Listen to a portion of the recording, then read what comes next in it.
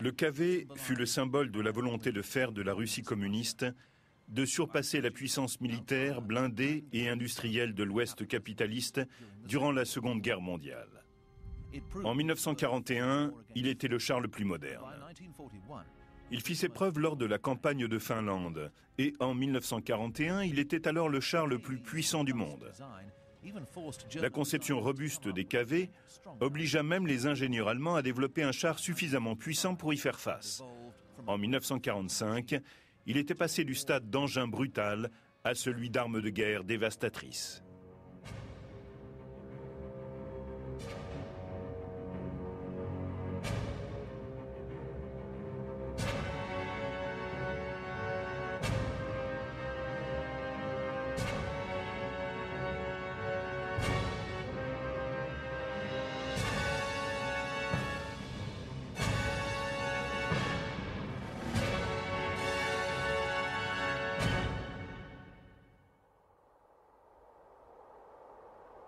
Le KV, le mastodonte de l'armée rouge.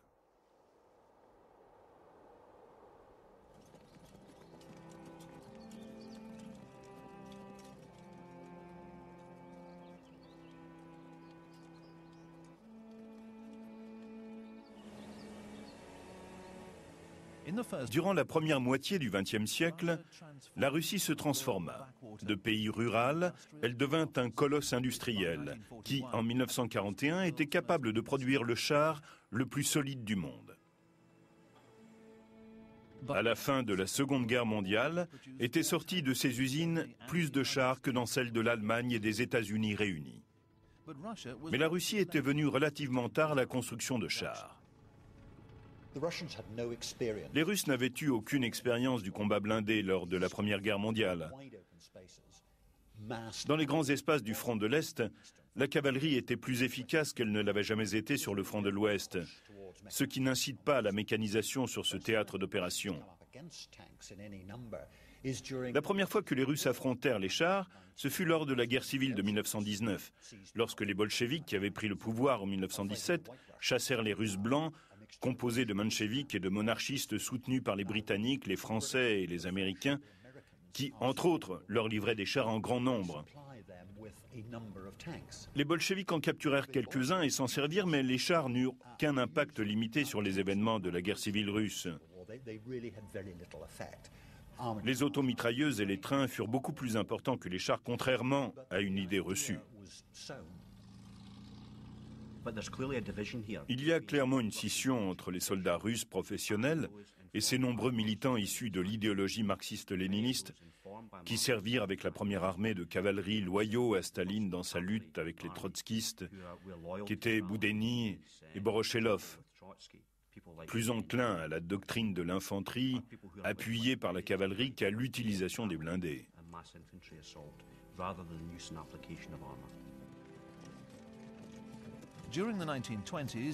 Pendant les années 20, les stratèges militaires étudièrent en profondeur leurs manœuvres tactiques. En analysant divers engagements de la Grande Guerre, ils définirent ce qu'allait être la guerre du futur. Leurs analyses amenèrent au développement d'une doctrine d'emploi qui serait connue sous le nom de bataille en profondeur.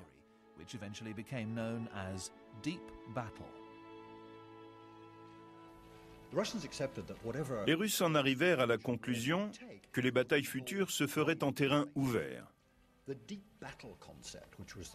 Ce concept de bataille en profondeur n'était pas si différent de l'idée des Little Earths britanniques ou du Blitzkrieg allemand.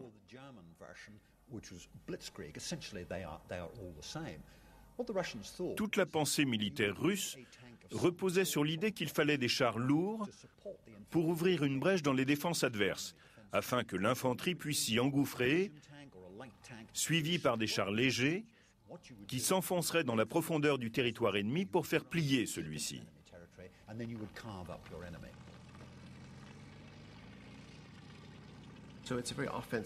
C'est donc un concept très offensif, en rupture avec la guerre des tranchées de la Première Guerre mondiale. Les Russes l'adoptèrent parce qu'ils voulaient mener une guerre offensive et parce qu'ils croyaient en des opérations mobiles indépendantes du type de celles menées par la cavalerie pendant la guerre civile. Cela rejoignait leur intérêt pour l'utilisation d'automitrailleuses et de véhicules de tout type. Donc en 1930, Tukhachevski, qui était à la tête du matériel de l'armée rouge, devint le meilleur avocat du concept de la bataille en profondeur, qui fut réellement adopté en 1932-33 comme principale doctrine dans l'armée rouge.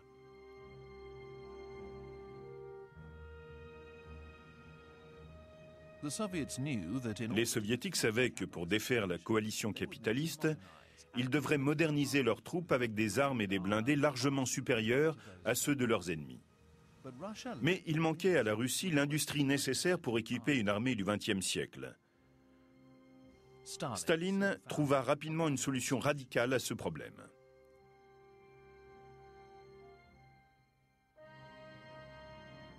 Le plan quinquennal.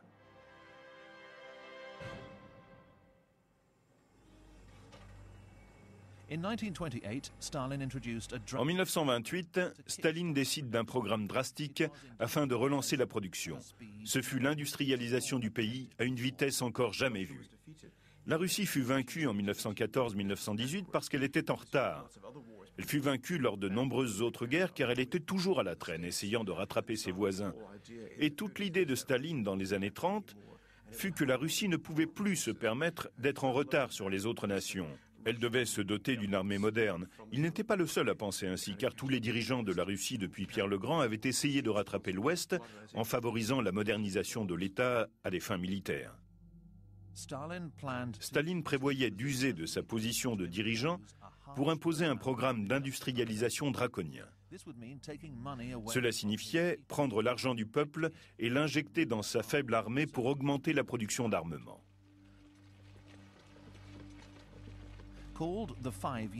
Appelé plan quinquennal, ce projet devait donner à la Russie l'opportunité de moderniser son armée, voire de dépasser celle de l'Ouest capitaliste.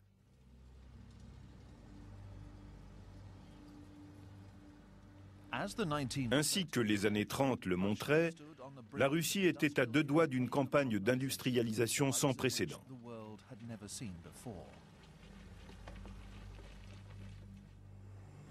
Tandis qu'elle affamait son peuple, l'argent était injecté dans le développement d'une puissante industrie militaire.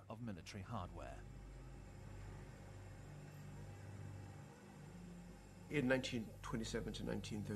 1927 à 1932, Staline mena son premier plan quinquennal concernant l'industrialisation. Il s'agissait d'importer des technologies, de construire des tracteurs, des voitures et autres véhicules, des avions. Il s'agissait aussi de la défense nationale. Et lorsque Staline essaya d'imposer l'idée d'une industrialisation rapide, il la justifia en arguant d'une modernisation radicale des armées.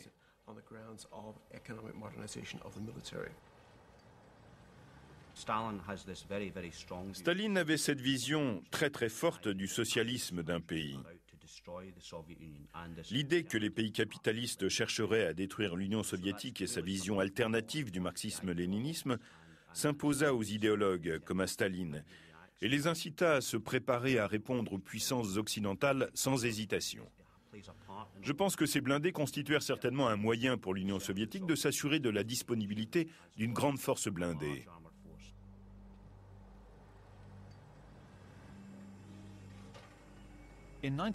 En 1931, un gigantesque programme de construction de chars fut lancé. Durant les années qui suivirent, un certain nombre de chars furent produits et les ingénieurs soviétiques les expérimentaient sous différentes configurations. Le principal char qui émergea lors des années 30 fut le T2. Un lot fut envoyé en Espagne pour aider la cause républicaine. Ce fut un baptême du feu qui marqua un tournant dans l'évolution des chars soviétiques. La guerre civile espagnole eut un gros impact sur le développement des véhicules blindés russes. Ce fut leur première confrontation avec les Allemands, et leurs chars furent confrontés à des armes anti-chars à haute vitesse initiale. Les premières furent les petits canons anti-chars de 37 mm. Mais vers la fin du conflit, la Légion Condor commença à utiliser le canon de 88 mm comme arme anti-char. Les Russes réalisèrent rapidement qu'ils allaient devoir surblinder et surarmer radicalement leurs véhicules. Commença alors une course qu'ils prirent bien plus au sérieux que les Allemands. Le résultat de cette expérience en Espagne fut une importante leçon tactique pour les Russes. Ils avaient de meilleurs chars et allaient adopter le diesel, source d'énergie plus fiable. Paradoxalement, les Soviétiques tirèrent une mauvaise leçon tactique pensant qu'on ne pouvait utiliser les chars seuls, mais ce qu'ils apprirent en Espagne leur permit de produire de meilleurs chars. Pendant que les chars russes étaient déployés en Espagne, Staline lança une campagne de terreur qui allait durer 18 mois, connue plus tard sous le nom de purge stalinienne. Alors que l'armée rouge s'agrandissait, Staline développa une paranoïa, suspectant ses officiers d'être des sympathisants tsaristes qui complotaient pour le renverser. Il dressa une liste d'opposants supposés et les fit éliminer ou envoyer en camp de concentration. Les conséquences sur l'armée rouge furent dévastatrices. 3 des 5 maréchaux de toute l'Union soviétique ont ainsi disparu. Et 75 des 85 chefs suprêmes, généraux et lieutenants généraux, furent éliminés sur une période de 12 à 18 mois. Au niveau des divisions, plus de la moitié des officiers supérieurs furent assassinés ou, dans certains cas, envoyés au goulag. Certains de ces officiers allaient évidemment être repris en 1941 et 1942. Mais lorsque la guerre contre l'Allemagne éclata, la moitié d'entre eux avaient déjà été éliminés.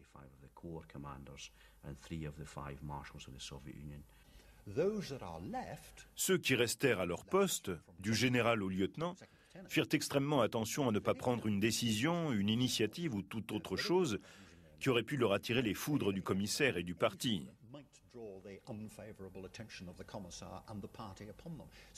Dans un sens, cela nivela le professionnalisme de l'armée rouge par le bas jusqu'en 1941.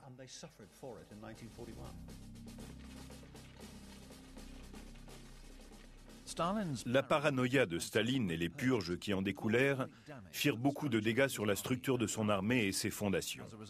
Le résultat fut une armée lourde, mal commandée et un service de renseignement faible.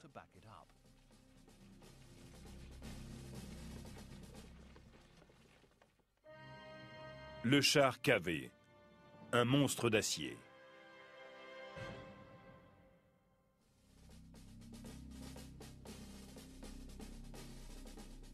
À la fin des années 30, les ingénieurs russes expérimentèrent un grand nombre de concepts de chars. L'expérience des chars russes lors de la guerre civile d'Espagne avait clairement démontré les faiblesses de leurs blindés contre les canons anti-chars de 37 mm allemands.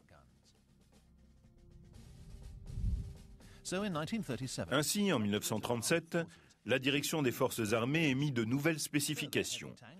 Les prochains chars lourds devraient être suffisamment protégés pour encaisser un tir de canon de 76,2 mm et ils seraient propulsés par un moteur diesel. Plusieurs modèles furent produits, l'un d'entre eux était le KV.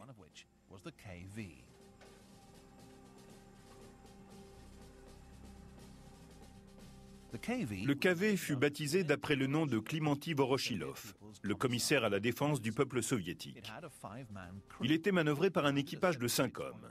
Il était armé d'un canon de 76,2 mm et de 3 mitrailleuses de 7,62 mm. Son blindage atteignait une épaisseur de 106 mm. Le KV était motorisé par un V12 diesel développant 500 chevaux avec une autonomie de 225 km et une vitesse sur route de 35 km/h. Le char pesait 46 tonnes, ce qui est assez lourd. Et l'un des inconvénients déjà à ce moment-là était qu'il ne pouvait suivre le T-34. Il intégrait quelques avancées technologiques, comme la suspension à barre de torsion et le démarreur à air comprimé,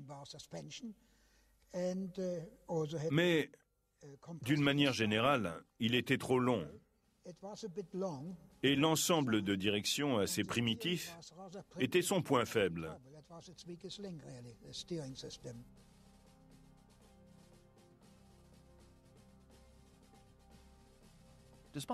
Malgré sa faible vitesse, le KV-1 tirait pleinement parti de son moteur V2. Le V2 était un excellent moteur, simple à entretenir, et il avait le gros avantage d'être un moteur diesel, plus facile à démarrer en hiver, avec moins de problèmes d'allumage et moins de problèmes de refroidissement. Quand on y pense, ce moteur n'a pas vraiment changé jusqu'à la fin des années 60. Et les Russes utilisèrent peu ou prou le même moteur sur tous leurs chars.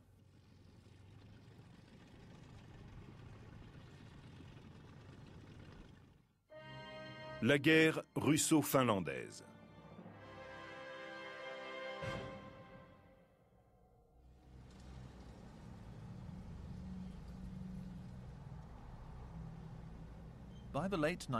À la fin des années 30, Staline craignait de plus en plus une invasion de la Russie par l'Ouest. Cette peur était renforcée par le fait que Leningrad, avec ses 3,5 millions d'habitants, n'était situé qu'à 32 km de la frontière finlandaise. Staline rencontra le gouvernement finlandais et émit un certain nombre de requêtes, notamment l'installation d'une base navale. Toutes lui furent refusées. Alors, en novembre 1939, il ordonna l'invasion de la Finlande. Sur le papier, l'armée rouge avait un énorme avantage grâce à une large supériorité numérique de 5 pour 1 par rapport à la petite armée finlandaise.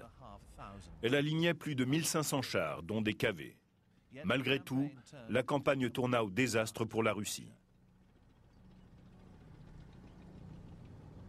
La bataille de Finlande fut une étrange guerre, car elle ne permettait pas vraiment le genre d'opération autonome comme celle prévue par le concept de bataille en profondeur.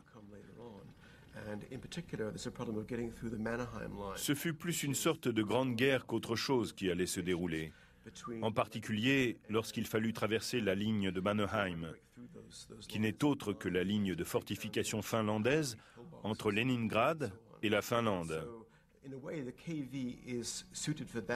Elle était très dure à briser, avec ses mines, ses canons anti-chars, ses blocs de béton, etc.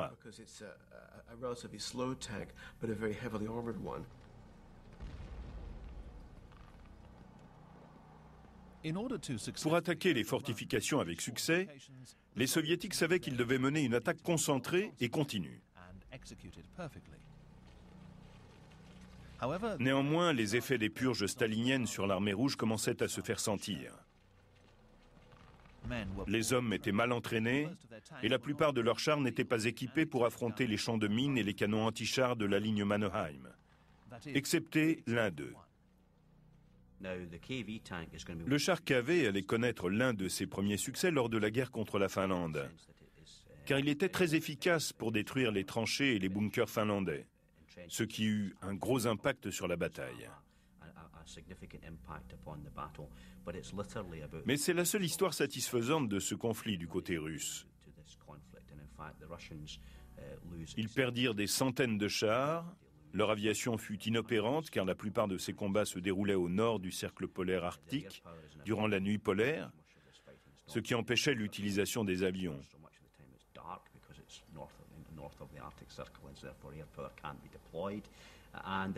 Les Finlandais se déplaçant à ski étaient très mobiles et menèrent des combats acharnés sur la ligne Mannerheim.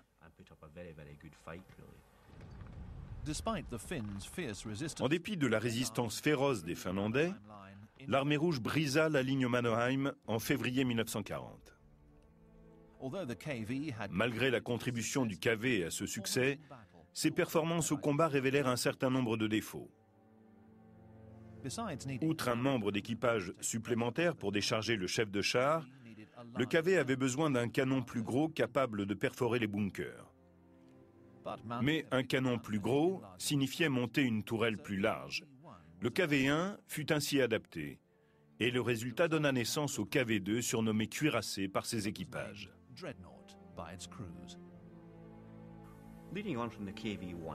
À partir du KV-1, s'est développé un nouveau char à la silhouette massive, le KV-2.